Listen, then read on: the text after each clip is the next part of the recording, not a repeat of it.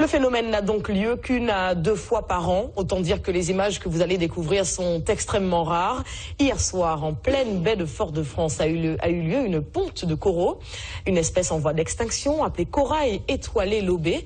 Reportage Sanga Fagour et Stéphane Sauvillier. On pourrait croire à une pluie de météorites. L'événement est en tout cas tout aussi rare à observer. En réalité, nous sommes 6 mètres sous l'eau en pleine baie de Fort-de-France.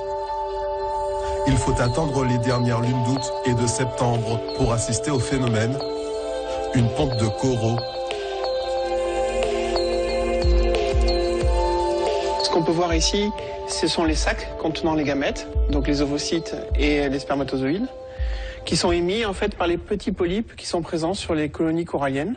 Tous ces petits sacs sont en train de remonter à la surface, et donc ils sont tous libérés en même temps. On les voit en fait, ces petits sacs encore dans les polypes ici. Ils vont remonter à la surface, et à la surface en fait, ces petits sacs vont se coller les uns aux autres, et il va y avoir une fécondation en fait des spermatozoïdes avec les ovules pour former des œufs. Une synchronisation parfaite. Ces œufs vont rester 3 à 4 semaines en surface, puis former des larves qui redescendront sur le sol marin. L'instant est d'autant plus remarquable qu'il s'agit du corail étoilé lobé, une espèce en voie d'extinction. En 30 ans, la Caraïbe a perdu 50% de ses coraux, en partie à cause de l'activité humaine.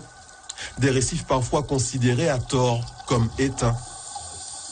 Il est faux de dire qu'un massif corallien est dégradé, alors qu'en fait il y a une mortalité normale au sein des parties qu'on voit en fait dans les coraux, au centre, puisqu'il n'y a plus de lumière, donc il n'y a plus d'alimentation au niveau de la lumière.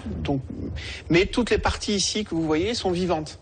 Donc en fait on peut élaborer un pourcentage de recouvrement de parties vivantes, et on peut estimer en fait que ces coraux-là en fait sont actuellement, non seulement sont en pleine vie, mais fonctionnent bien dans la bioconstruction.